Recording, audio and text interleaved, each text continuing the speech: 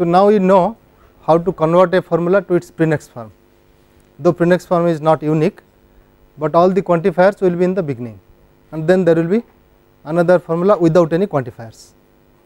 And in order to do that, we first start to rectify the formula. That is not necessary really, but it helps. If you have done it, then up to equivalence you can go for the next step easily. Well, so our first concern was for the prenext form. Our main objective was how to get rid of the quantifiers, get only the matrix, right. But as it is, we cannot just omit the quantifiers, because if you omit, you cannot reconstruct it back up to equivalence or up to satisfiability or in some sense. So, you have to fix some sense and then try to see how to drop the quantifiers, so that that sense is preserved. Up to this we are doing everything for equivalence. Now onwards we have to sacrifice on that. Up to equivalence, if you proceed, you cannot drop the quantifiers as such. So, there are two approaches here. We may take preserving satisfiability or preserving validity, right. We will see both the approaches, then let us stick to one, because we see that they are dual to each other. So, let us consider say satisfiability. So, suppose we have a formula in prenext form.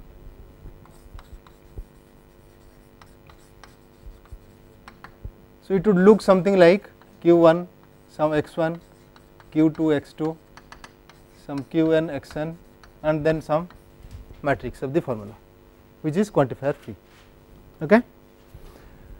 Now, there can be some free variables in x which have never been quantified here, right. If your original formula is having those free variables, so by rectification or by renaming, those free variables still remain as free variables, right.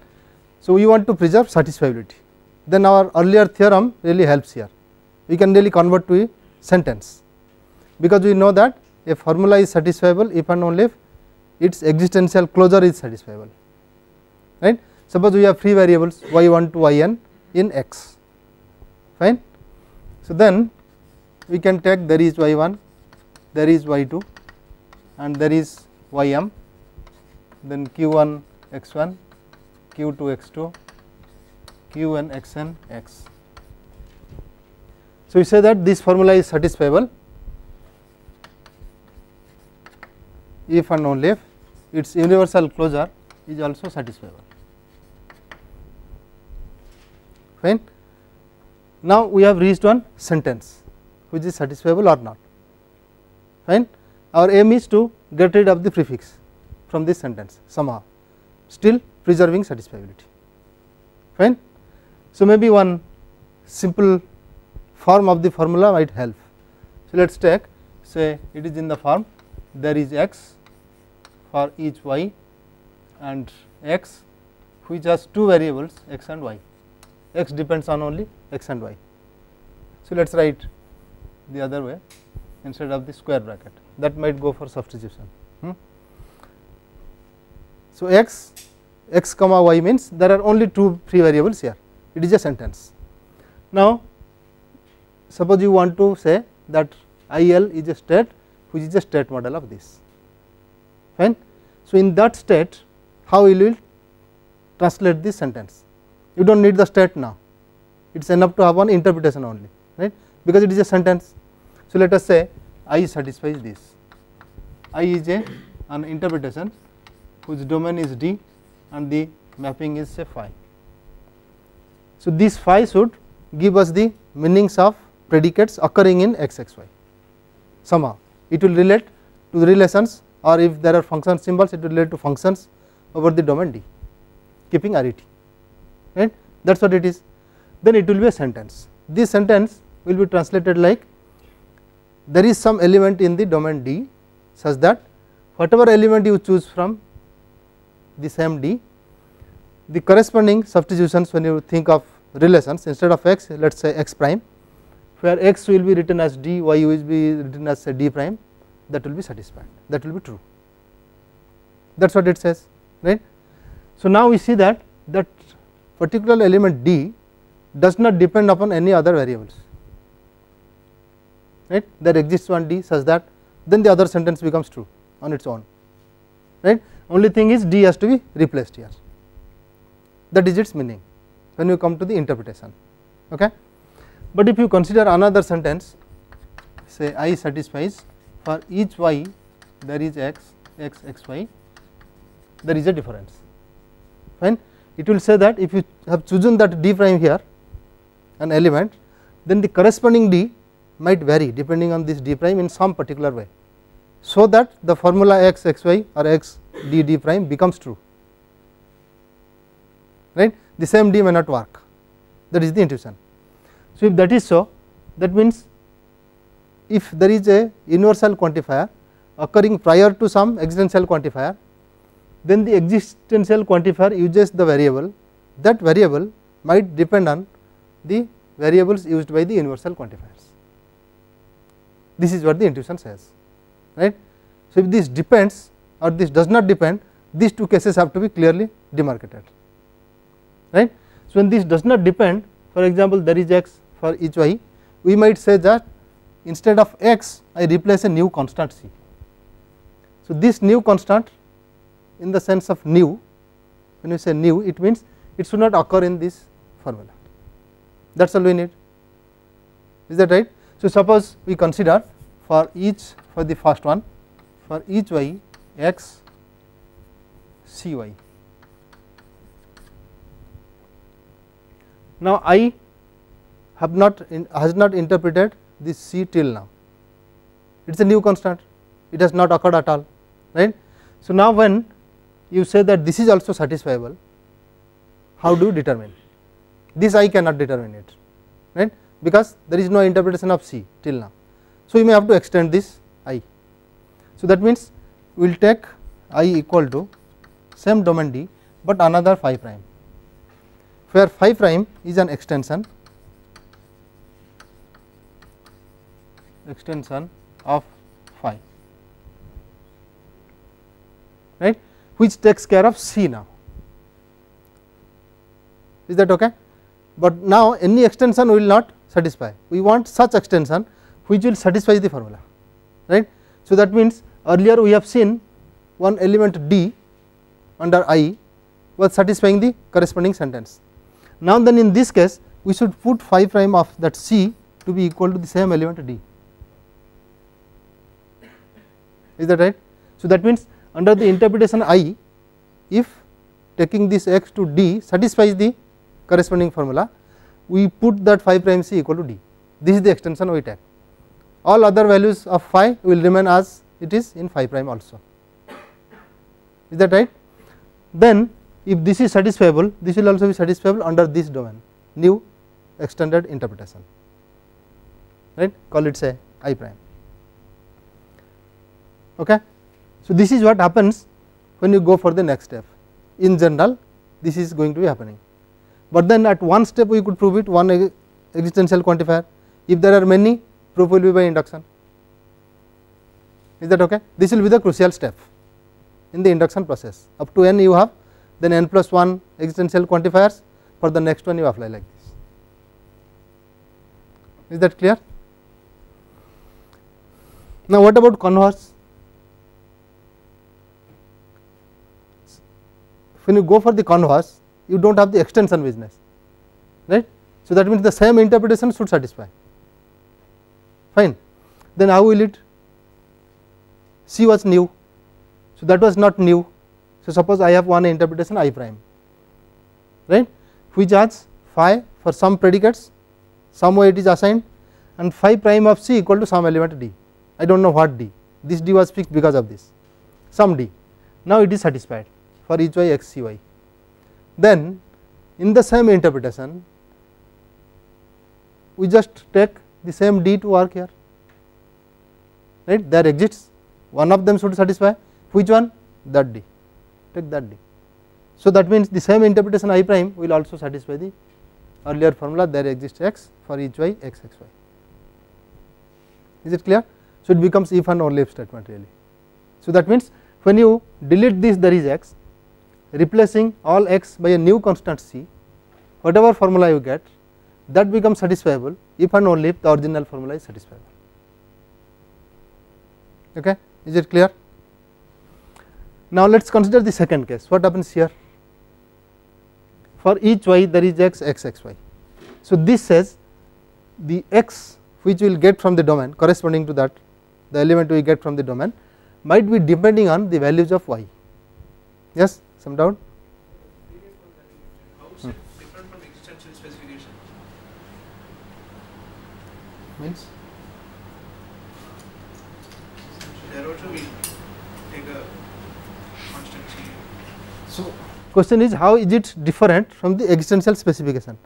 In existential specification, what you do? Suppose there exists x p x, and from this you want to have some entailment, right, of another formula, say y. Okay. So, what you do is you start with p c, then show that y is entailed, y is not having that constant c. Now, then you claim there is x p x entails this y, right. All that we know there is p c does not follow from there is x p x, right. Here also we are not telling that this formula follows from there is x for each y this, it does not follow. All that we say, if this is satisfiable then this is also satisfiable, there is another interpretation. If it follows from, then the same interpretation should satisfy, right. So both say that is satisfiable to other option. Yes, but that we are not concerned at the time of existential specification, right. All that we are concerned is from there is x from p c, if some formula follows without the occurrence of c, then the same formula follows from there is x p x. That is what basically existential specification is, right. But here we want to preserve satisfiability,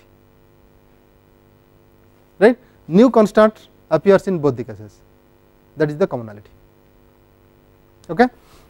Now, let us take the second case. So, suppose for each y there is x x x y is satisfied. So, that means in that interpretation, whatever way we have interpreted y, say some element d, then there is corresponding to that element for x, which will satisfy, which will make the formula true. Okay.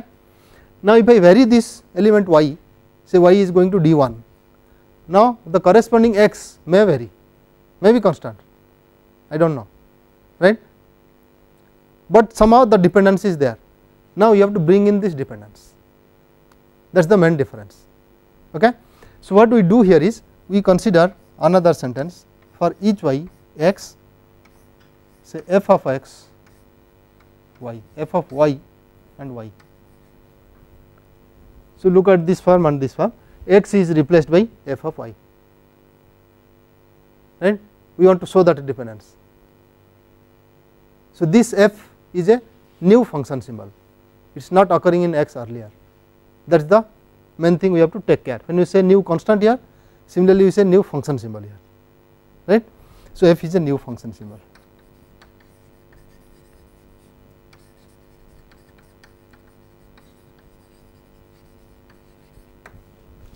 Now, that is the catch. If it is a new function symbol, they can reinterpret it. In fact, you have to interpret it fresh, it was never interpreted earlier, right. So, suppose I satisfies for each y there is x x x y. Now, we go for I prime same way, where this phi prime of f we have to define now. Is that clear? So, we will define in what way?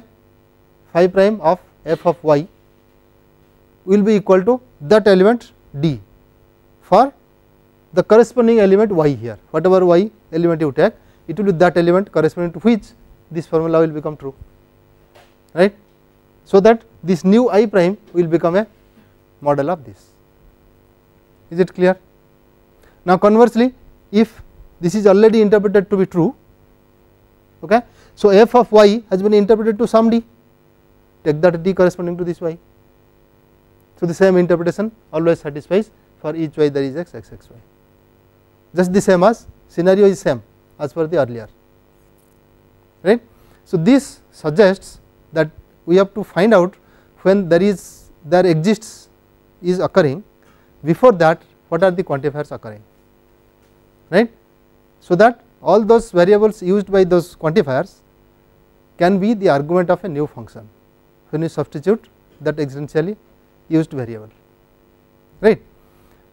But there is another thing, when you say that it depends or it might depend, we have seen some cases where even if it occurs prior to it, it does not depend on that, right.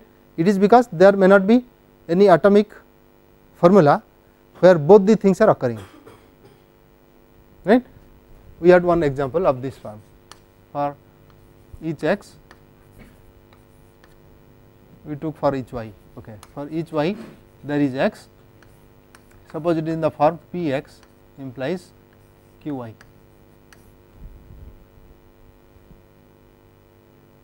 right.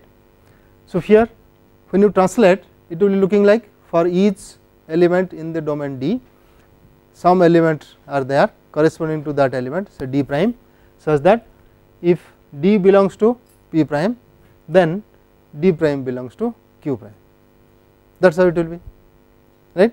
But now you see, P can be true or false any way we like, Q can be true or false any way we like for the D and D primes. So, it does not matter whether D prime really depends on D or not, it should be true, that is all, it should be true. So, the thing is, by making P D true or false, we are not going to change the truth or falsity of Q D prime. Yes, okay. So, all that we need is Q D prime has to be true, okay. It is for each y there is x. So, if there is at least one D prime for which Q becomes true, that we interpret here, that D prime we take here, it really does not depend on x. Is it clear? So, even though for each y there is x is there, it will be equivalent to there is x for each y. This is what I asked you to prove earlier, right. Intuition behind is this, once P D becomes true, it does not matter what D prime we choose for this D, all that matters is Q D prime should be true, right. So, even if there is something which makes it true, it is enough, right. Conversely also the same way, if this becomes false, it does not matter whatever P D or P D prime is, automatically the implication becomes true, right. That is for the implication, it can be other connectives also, it does not matter. Still the intuition says that whatever be these elements D or D prime, you substitute in Q or Q prime, it is a proposition, right. So, this proposition, truth of this proposition will not matter on dependence of D prime on D, right. That is what we want, dependence of D prime on D, that does not, because there is no relation which involves both D and D prime. So, P D can be chosen separately, P D prime can be chosen separately to make the whole proposition true, right. No relation which will connect both D and D prime together, there is no restriction on D and D prime in that sense. But had it been say P x y, then you have P D D prime. So, D prime has to be taken in such a way that given a D, P D D prime should be true. Is this clear? So, the same thing we can extend to this place. We have to really check, even if there is one, there is x and some quantifier for each y is before it, we must check whether there is a predicate involving both x and y. If not, it does not depend. For the function, for this one, function anyway is there, whether it is a new constant or a function symbol, they are all functions. Thing is whether you want to write f of y or a not f of y or just a constant. Okay. If say p x y exists, then you have to use this f of y. What if f of x comma y exists? That does not matter. That does not matter, right. So, once f of x y exists, it will be occurring in some predicate. Do you see? Suppose I have for each y there is x p f of x y implies q y, right. So, there is a predicate here where f of x y is there, or even you write f x comma y y, right. So, once this happens, we will say that both x and y occur in the predicate, right, not independently as x y, they are occurring in the with the same predicate, both these symbols are occurring. that is why there is a dependence, possible dependence, that is what it says, right. But if it does not occur, we know it does not depend, fine. So, you have to take care of this and then try to eliminate the quantifiers for satisfiability. So, this says we can really eliminate which one, for each y or there is x, existential quantifiers, because you are ending at for each y. So, existential quantifiers can be removed, can be eliminated by following this procedure. Okay. So, this procedure is called as quantifier elimination, and let us write qua LE. We are just eliminating the quantifiers. So, procedure is simple. What you have to do is take any occurrence of there is, say the first occurrence. So, given a formula, or we can write a sentence rather, because we have taken existential closure of the formula. Given a sentence x, find the first occurrence of there exists, right. Suppose it is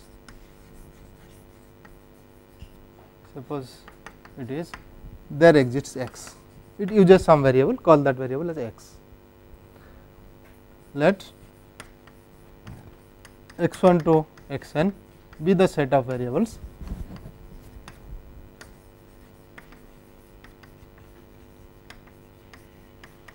such that for each x1, for each xn occur prior to there exists x. Since it is the first one, all of the others will be for all quantifiers, right. So, just take blindly all of them, that is your x1 to xn. Now, what you do, delete xi from this set if both x xi do not occur in a predicate.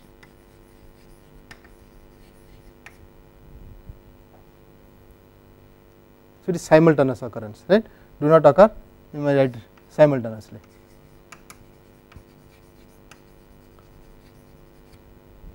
In a predicate. So, do it for each I.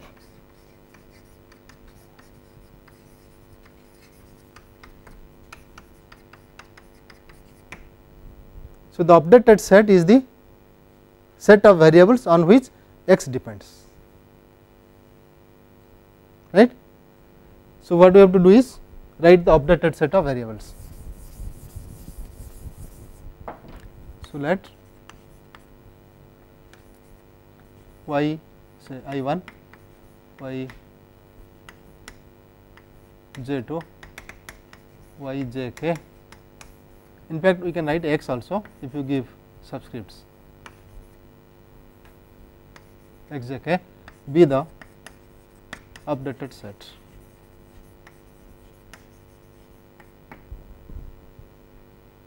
Okay. So, take a new function symbol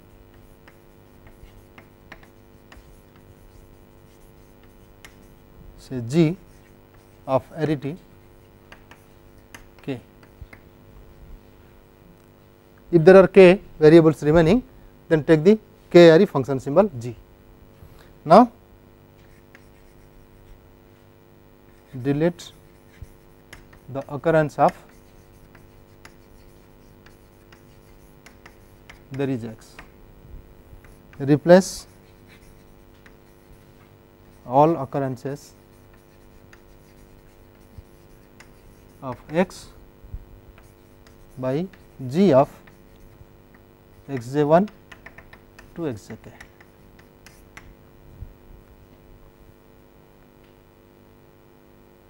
Right.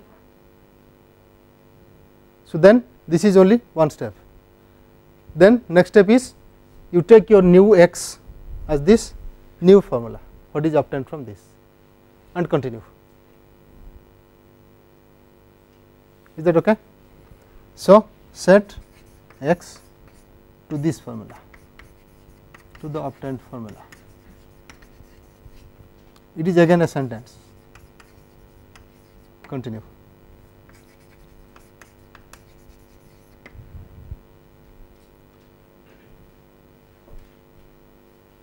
Okay. So, that means up to this you have eliminated the first quantifier, which is existentially quantified. Then again you apply, again look for the first in the remaining sentence, then continue. So, all the existential quantifiers are eliminated now. So, this quantifier elimination is really quantifier elimination of there exists. Okay. Then at the end of it, the formula you get, there is no existential quantifier, only for alls are there. Fine. Now, drop the all for alls. Henceforward, we will make it a convention that whatever we get, the free variables are universally quantified. Right. Remember this and just drop the quantifiers. That is how quantifier elimination is over. Now, you get only some quantifier free formula, where all the quantifiers are, all the free variables are universally quantified. Suppose you start with a formula x, then from there you get one sentence which is the existential closure of x. Okay.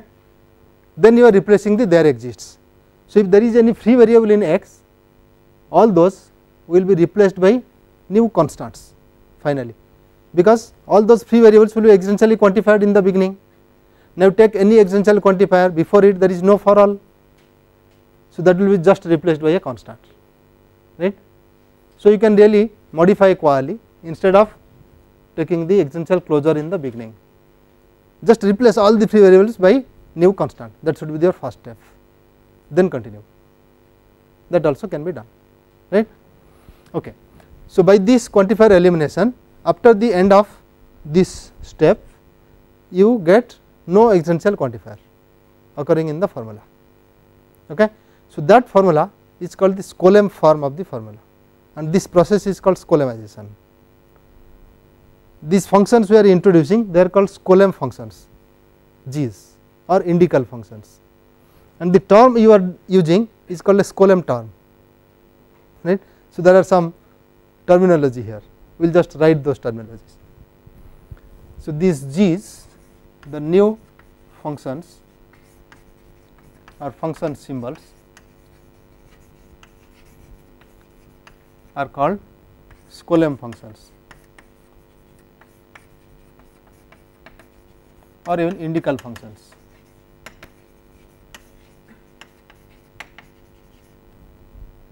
And then the G of, after you get x1 to xn and so on, xj1 to xjk, are called Skolem terms or sometimes indical terms.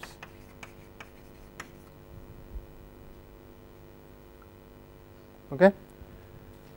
So, the sentence xs, which has no there is now, is called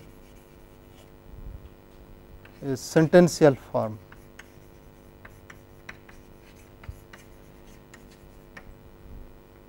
It is called a sentential form of the formula x. So, we write as x capital S, and then prefix of this xx once omitted. So, that is the prefix of x's are all universal quantifiers, right, because by this all existential quantifiers have gone. So, all that remains quantifiers in the beginning are the for alls in xs. So, the prefix are only universal quantifiers. Once you omit the prefix, so that is the matrix of xs, right. So, there is also a terminology for this, x small s, which is matrix of xx, is called the Skolem form.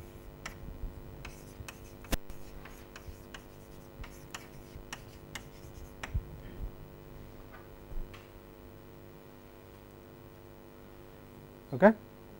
Skolem form. then a CNF equivalent of this Coulomb form is called a Coulomb CNF or SCNF. See, once you get x small s, the Coulomb form, in this Coulomb form you have only the formula, there is no quantifier. So, there will be implication signs, biconditionals we have already eliminated at the time of rectification, right, at the time of converting it to pre-next form. So, there can be implications, there can be or, and negations. So, use the propositional laws to convert it to a CNF. So, the resulting formula is called SCNF. If it is converted to a DNF,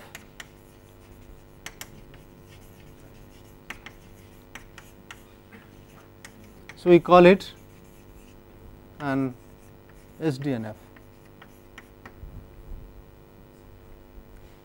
So, let us give a notation, this XCNF will write as say x bar and this XDNF will write as x tilde.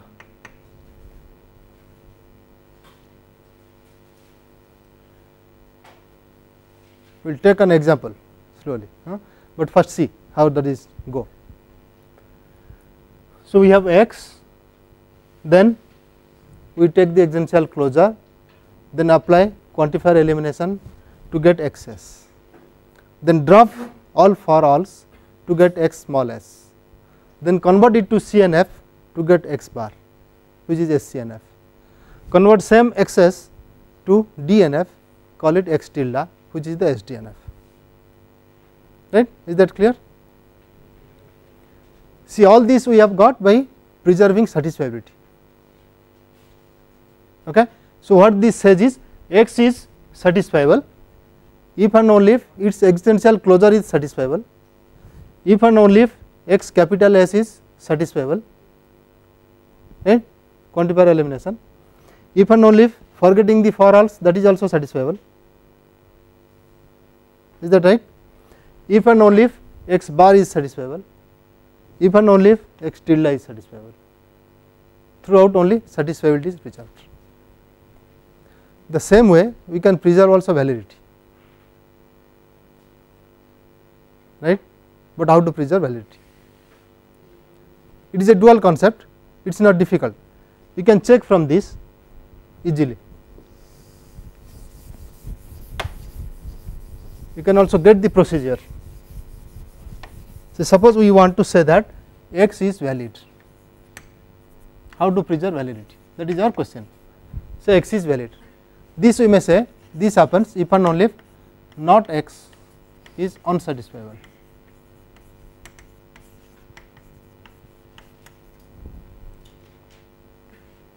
Okay.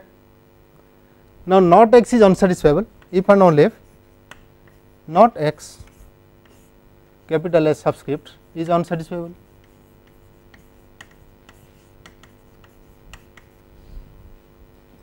Okay.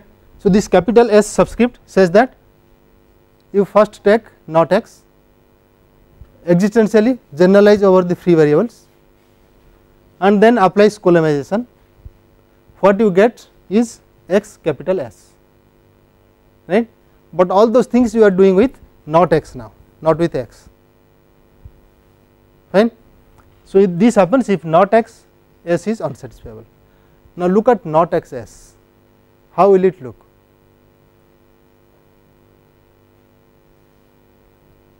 In not x S,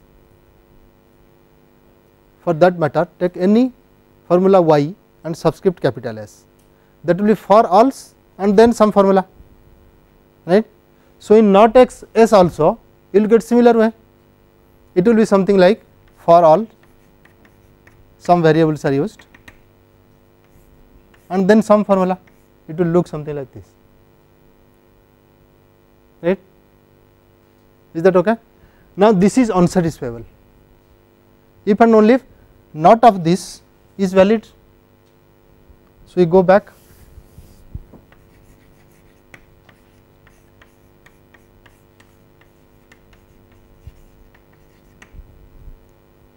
Okay. Now, how does this look? We have not, then for all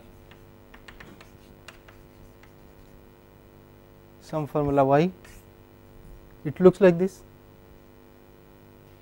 Okay. Now, once it looks like this, you take the negation inside, that will look there is x m not y. Okay. So, this y has been obtained from not x by Skolemation. Now, here what happens? Not y should be obtained from where? From y by Skolemation. Is that okay? You can use double negation there. So, from y if you apply Skolemation, you should reach at this place, but there is some catch. In the Skolemation, after you finish, you end with for all, here you are ending with there is. So, that means you have to switch there is and for all in this Skolemation process. Is that clear? So, you can simply modify your Koali. What you do is look at the first occurrence of for all, right.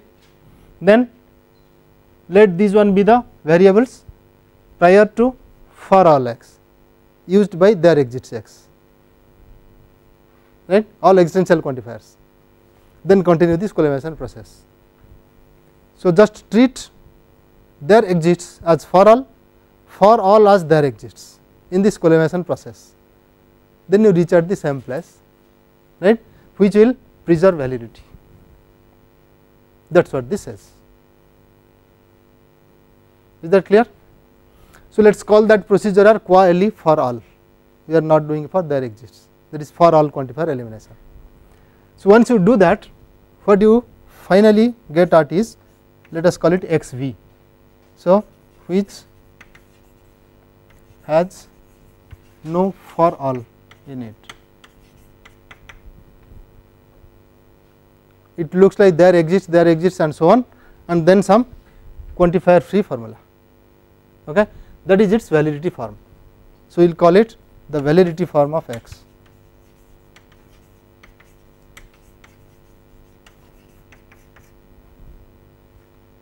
Next, we will introduce x f. So, in x f we just take the matrix of x p, just like the earlier. So, this is called the functional form of x.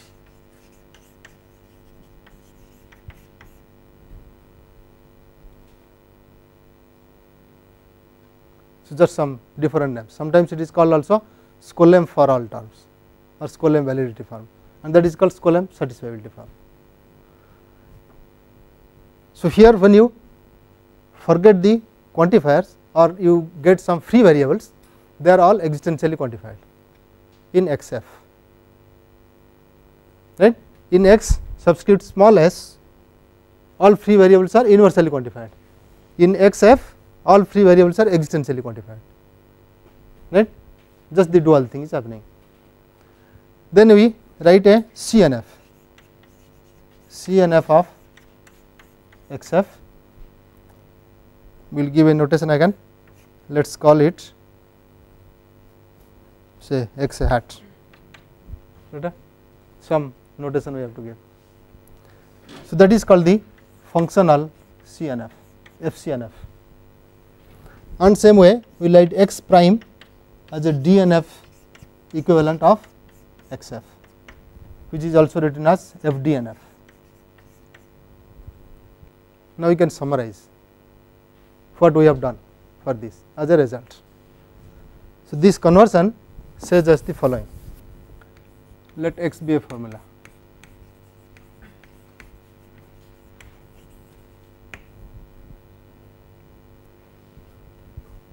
then formulas y, z, and then x s, and x bar, x tilde, x v, x f, x hat, x prime can be constructed.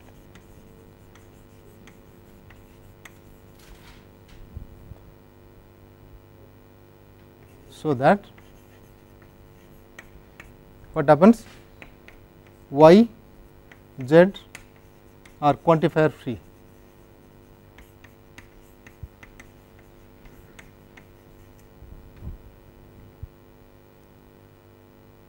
Fine. 2 x s is equal to for all star of y.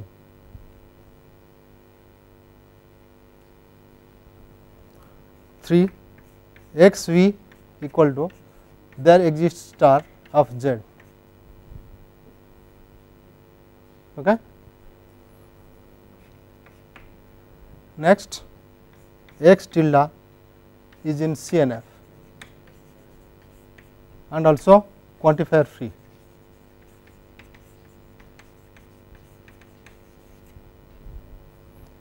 Five x tilde is in DNF and also quantifier free.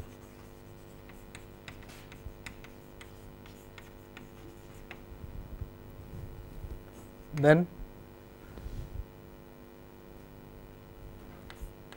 XF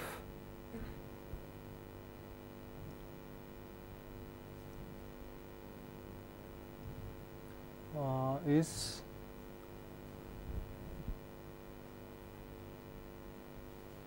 okay, XS also we have to write x small s, which is really your y, right.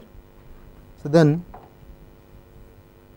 we can forget this yz, we write here xs, x small s, and here we can write xf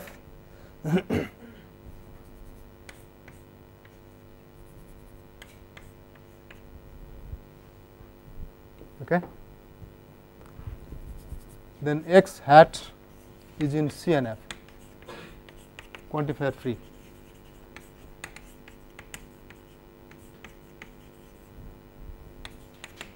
X prime is in DNF and quantifier free.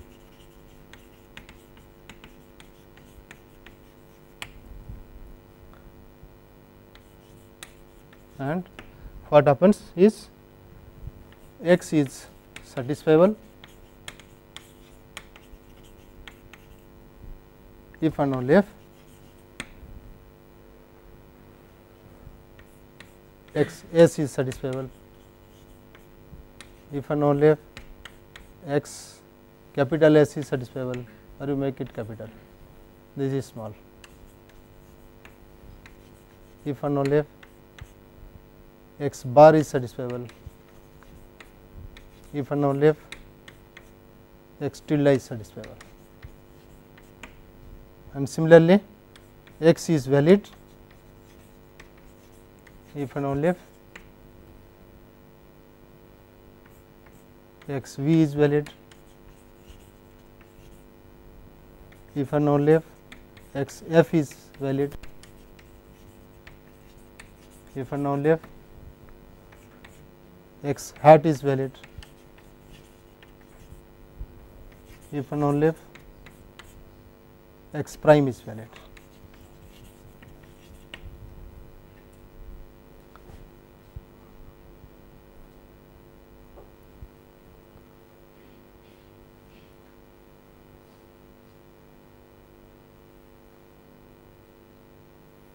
So, big theorem we have proved. Okay. It takes a lot of time in writing itself. Let us see an example how it proceeds.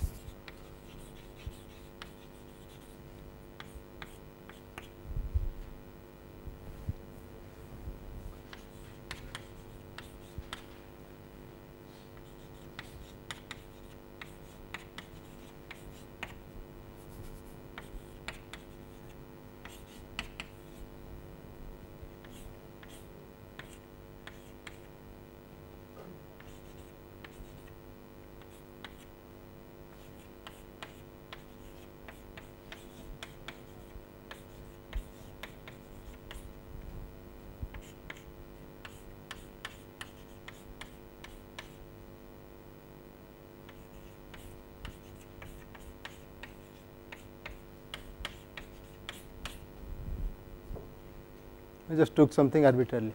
Let us see. Now, this formula is in Prinix form, okay, the rectified and in Prinix form. So, we will just see quantifier elimination, how it proceeds. Now, for collimation with there exists x, let us preserve satisfiability first, then for validity also we will see. So, first we find there is x is here, right, there is no free variables, they have been already quantified. So, it is a sentence. For this there is x, there is no for all before it. So, if at all we have to substitute, we will substitute x with a constant c, right. So, this will give us r c u not p y and q c and q y and p u implies p z and p z implies p u in the first step. When we forget this, there is x. So, there will be for each u v y, there is w for each z, except this all the others are in the prefix. Okay. Now, for each u, for each v, for each y we do not have to do anything, again we concentrate on there is w. Okay. So, here what do we see, there is w, before it occurring 3 for alls u, v and y. So, now next we find out where w and u occurs, nowhere, w v occurs nowhere, w y occurs nowhere, in fact w does not occur at all, right. So, it does not matter, the algorithm does not find that, it tries to find whether with w something occurs or not. So, nothing of them occurs. So, w is also replaced by a constant d, right, that is noted down by the algorithm, there is no replacement, right, but that does not matter. So, no more replacements are here, fine. Then for all z is also there. So, that means we obtain x s equal to for all each u, for each v, for each y, for each z, the whole thing. Okay.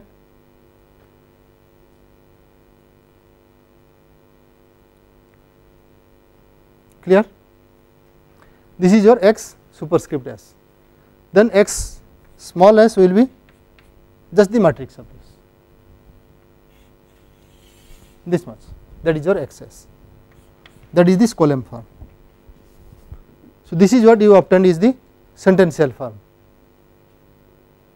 We say that x is satisfiable if and only if the sentential form is satisfiable for alls and then this. Okay. Let us go for the validity form. Now, suppose you want SCNF or SDNF, you can simply convert it. Okay. Let us see that also before going to validity form. Here we have first one, which is not RCU or not PY and QC and QY, this and not PU or PZ and not PZ or PU, right. Then we convert it to say CNF. So, distribute it not RCU or not PY and not RCU or QC and not RCU or QY. Other two remain as it is.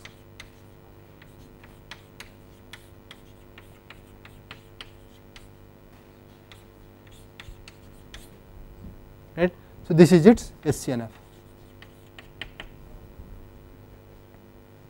Now, see that in SCNF all the free variables are universally quantified, right. In SDNF also all the free variables are universally quantified, fine. So, one SDNF will be you can just distribute them. So, you take not RCO, not RCO, not RCO, not PO, not PZ, this is one class, right, or not RCO, all not RCO here, and not PO and PU. So, that will never occur, right, it is equivalent to bottom, we forget it. Next, not RCO here, here, here, these two we have already taken, right. So, let us take PZ, and not PZ will not come, PU will come.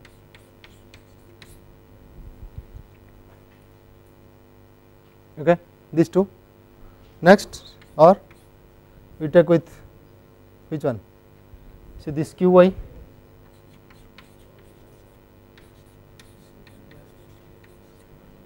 and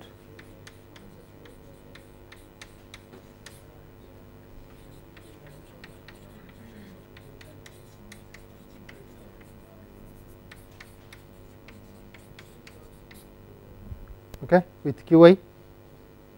Then similarly with QC with not PI we have to take, and something else,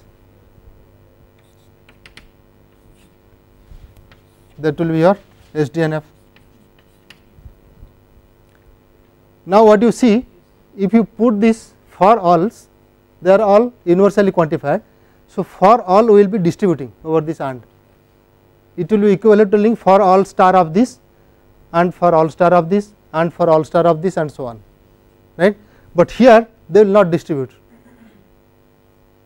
right, for all will not distribute over OR, you cannot take it to the clauses, somehow they share the free variables, right, but in SCNF they do not share, they can be independent. So, that is why it is natural to consider SCNF instead of SDNF because of this reason. Similarly, in FDNF their exits will go with all the clauses, but in SCNF their exits will not go. So, again it is natural to consider FDNF, right. In that case the free variables are not shared by the clauses, they are independent. Is that clear? So, we stop here.